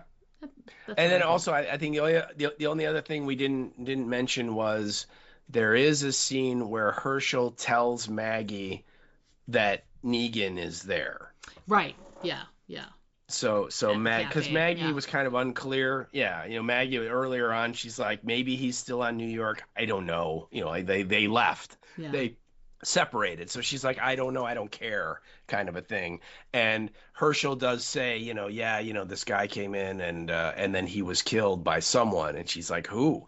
And she's like, was it you? And he's like, no. Then who was it? And he goes, Negan. And then she freaks out in classic Maggie, with where is he? What did he do? How did he get away? How did you not notice where he went? I mean, she's like berating this poor kid. Yeah, no kidding. And he's like, oh my God, Mom, just leave me alone. And kind of storms off like a teenager. But anyway, the point is that Negan now knows that they're both on the island because, again, if Herschel's there, then clearly Maggie's not going to be too far behind. And now Maggie knows that Negan's on the island. So we'll have to see how that's going to affect Pearlie, because Pearlie has told everyone that he has killed Negan. Mm-hmm. So that lie, I think, is about to be exposed. Yeah, I think the two of them together, like Negan and Pearlie, should hang out, where he's like, hey, man, I lied about killing you. And he's like, hey, man, I lied about killing that Wayland guy. So, both in the same boat here. we're kind of like besties. It's kind of like besties now. So before we wrap up our points, I wanted to just say that I think I sort of came to a conclusion on why I think these first few episodes aren't working, they aren't clicking. Oh, I mean, yes. Yeah, some of the writing has been kind of but that was the case with last season too. I think the problem is you sign up for this series because you want Maggie and Negan together doing stuff. Yes. And they have not been together in these first 3 episodes. And it looks like we might get them together in the next episode. So I am most hopeful for the next episode out of all of the ones we've, seen so far, because that's the juice. That's the thing that makes this show sparkle even a little bit, is shimmer. That history, that make it shimmer, their history, their shared traumas and all of that other stuff. It doesn't work when they are not in the same room and, they're barely even like mentioning each other. But once they are face to face, I feel like some of the show will get some of its snap back, like some of its electricity back, So I'm very, very excited for next week's episode, because it does look in the clips like we're being teased to get a Maggie and Negan scene. I don't know. Yeah. So it does look like we get one. Yeah. So that's my hypothesis. I think that's the thing that's really been missing from these first 3 episodes. Having them be in parallel stories but not in the same room with each other, it doesn't work very well. If they want this show to work, they have to have Maggie and Negan in the same room. Or in the same timeline together, in the same group together. You know what I mean? Like, these guys are not even in the same group together. So, yeah. Well, and I think that, I agree with you absolutely that, look, everybody who's watching is watching because they want to see Jeffrey Dean Morgan and Lauren Cohen, acting together. Right. And I think, though, that also is kind of the big problem with this whole series anyway, which is there's no way that Maggie and Negan would ever be together like that. Yes. You know what I mean? Exactly. They would be together long enough for Maggie to kill him. Yeah. And that would be the end of it, and I think that was kind of what we struggled with last year.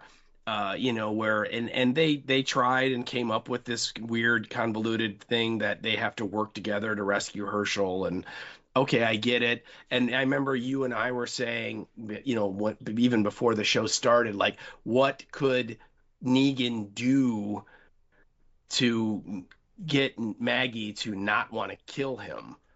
And, whether it was save Herschel or, save Judith or whatever. I mean, we kind of had it had to be some kind of sacrifice where he saved someone selfishly that she really cared about. And then maybe she would, tolerate a world with him still breathing in it. But that's kind of the problem now, in that last year we had the weird circumstances of why they would work together.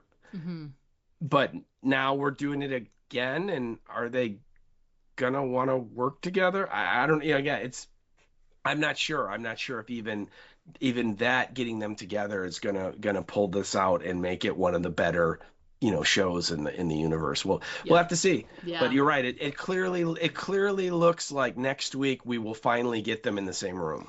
Thankfully, and I have high/tempered hopes that that we'll get, we'll at least have some scenes that move along with more like intent, more purpose, more more characters that we connect with because we know them.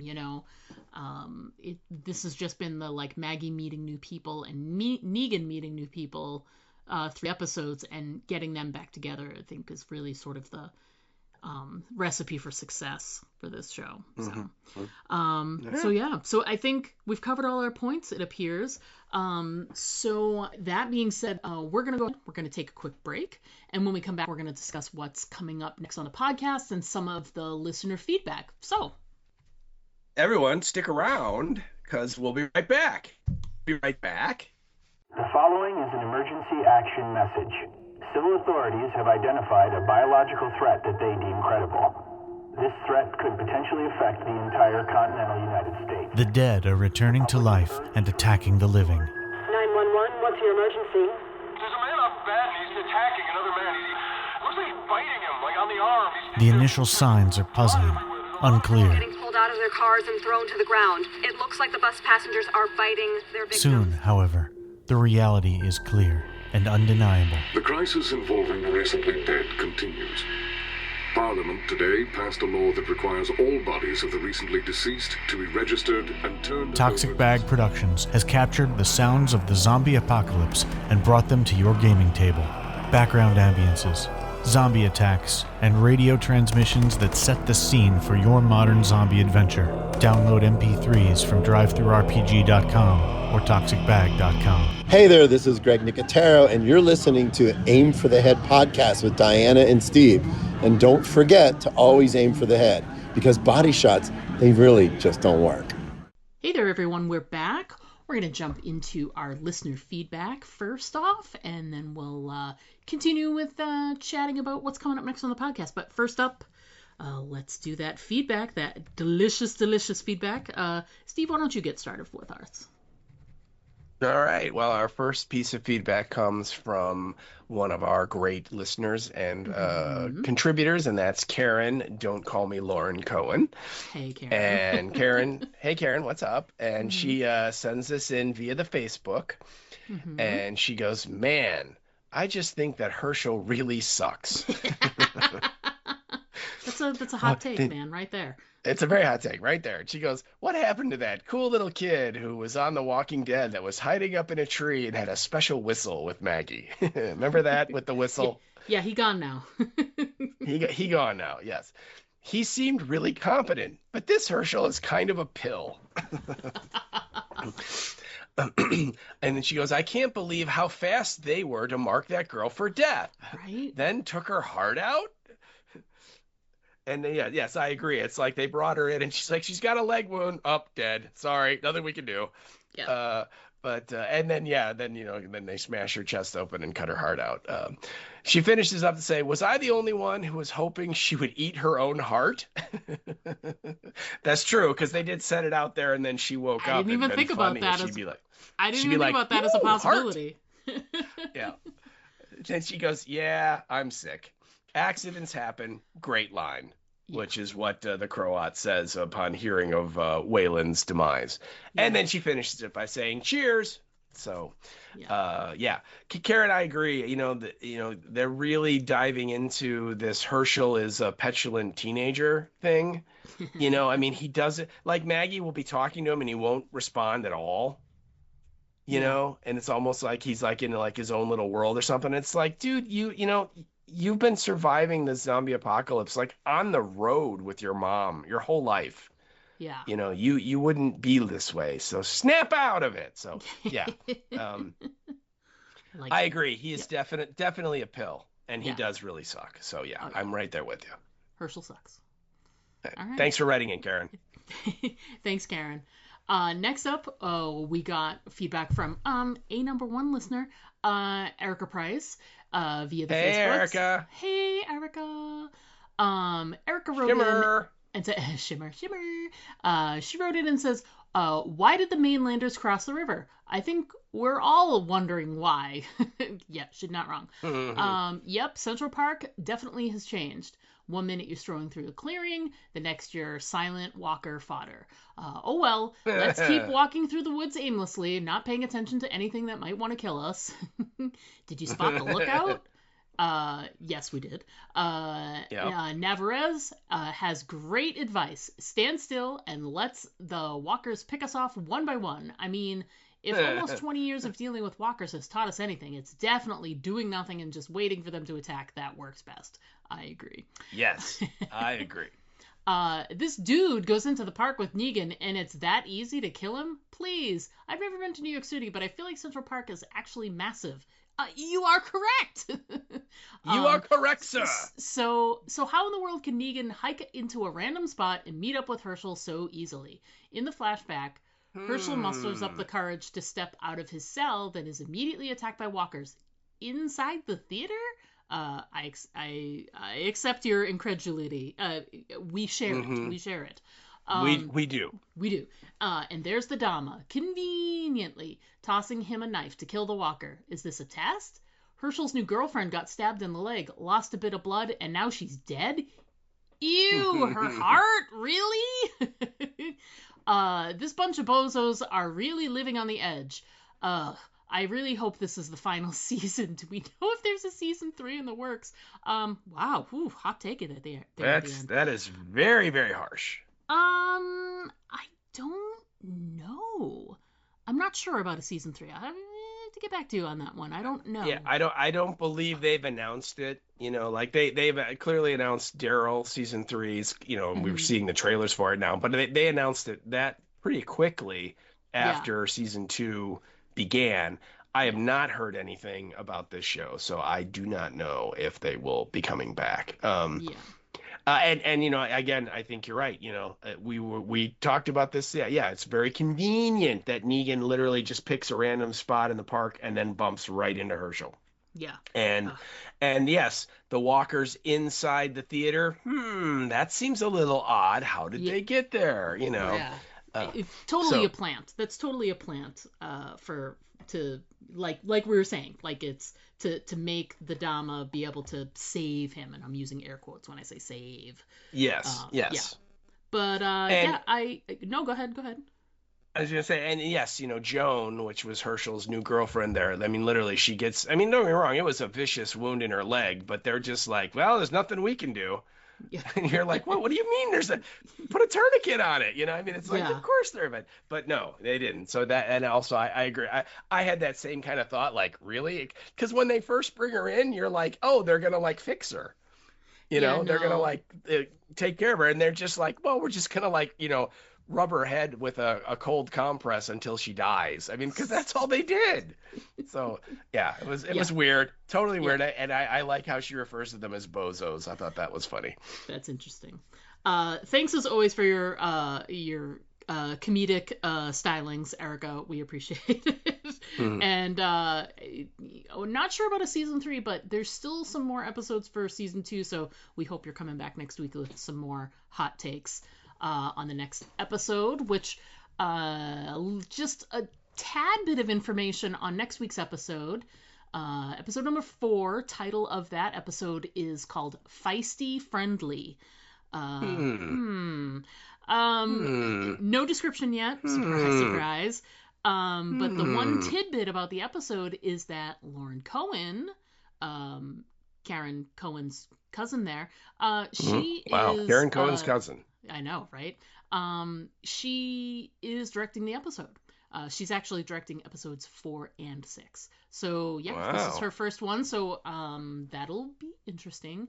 And as we were looking discussing... forward to that. Yeah, and as we were discussing earlier, it does appear that we will have the much anticipated return of the Maggie Negan show. And by Maggie Negan show, I mean they'll be in the same room together, finally, for the first time this season. Plus, we're also going to finally have Kim Coates return to the show. Yes, that is true. We kind of, the scenes from next week, you kind of get the sense that Negan and the Croat go to talk to these other gangs, to Christos and Bruegel, and try and win them over, right? Because they did not join the alliance, and I kind of got a very strong Escape from New York vibes, because it almost looked like there was an arena and competition, kind of like Snake fighting Slag in the ring with the bats and the shields and all that stuff. So we'll have to see about that. And yes, and then of course we get the scene where Maggie and Negan are staring at each other face to face, and so hopefully that is not a dream sequence. I hope so. But we will see.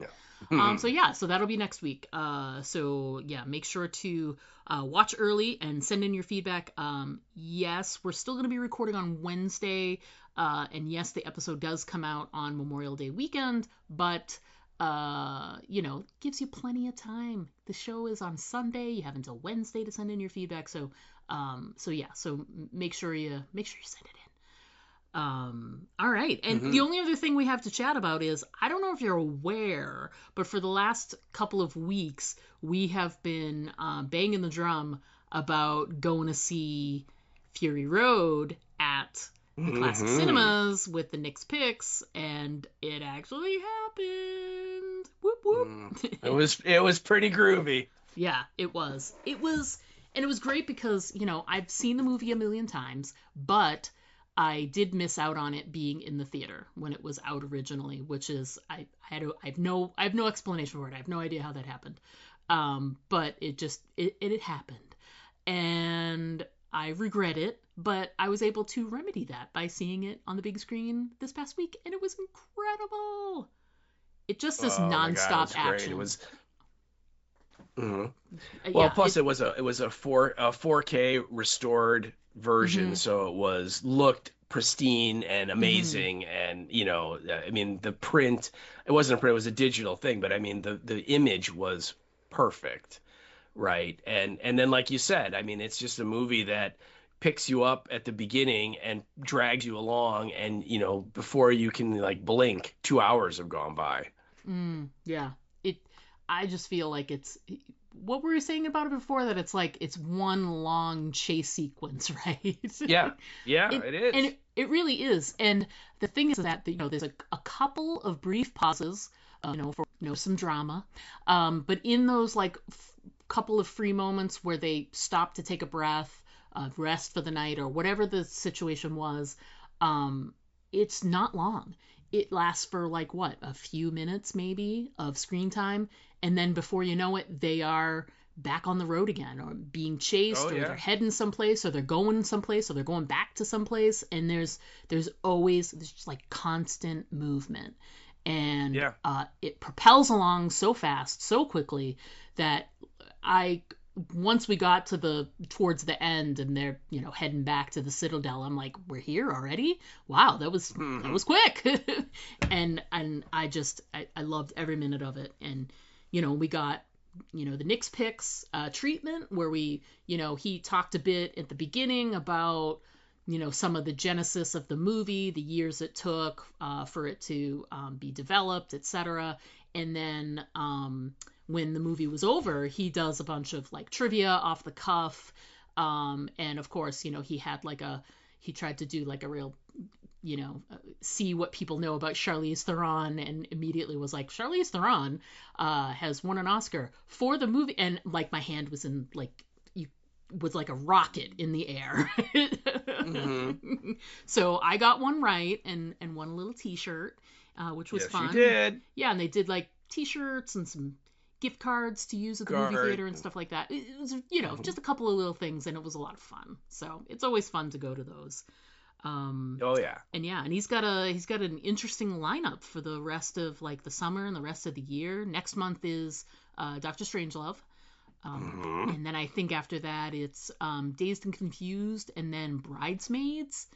And then as it goes through the fall, there's Carrie in October, and it's Batman Returns in December, you said?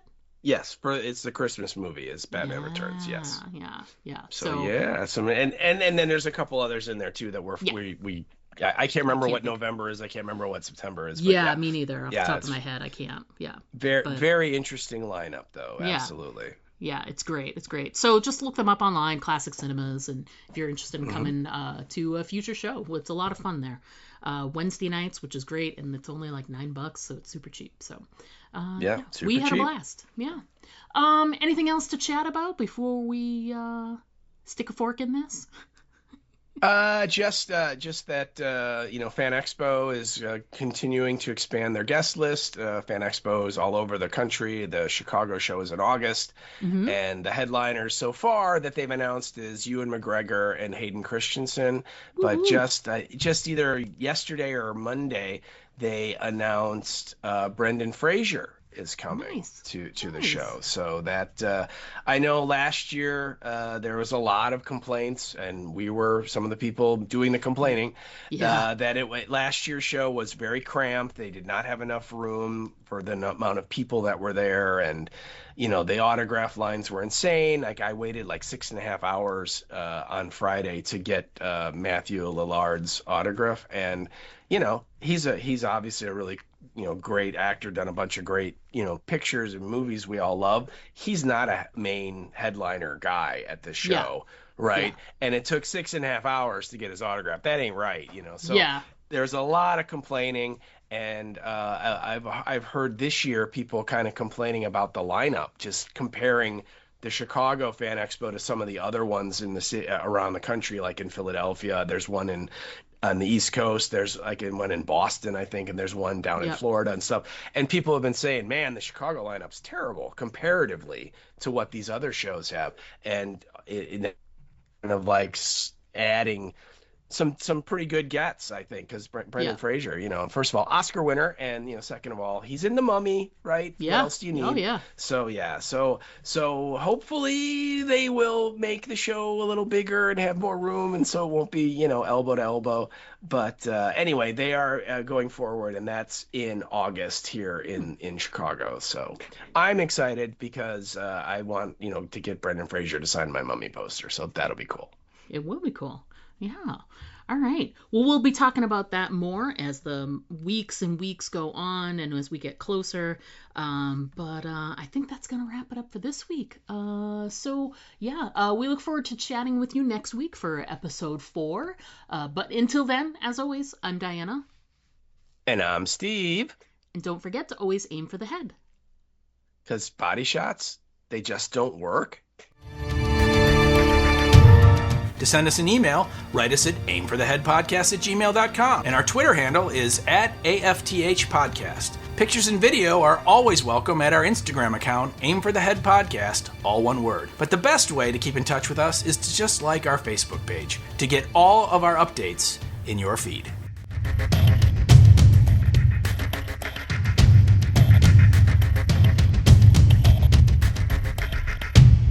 See, that's what we need to find, is find somebody who's just gone completely loopy and thinks he's Willy Wonka and has like walkers with their cut off at the waist as the Oompa Loompas.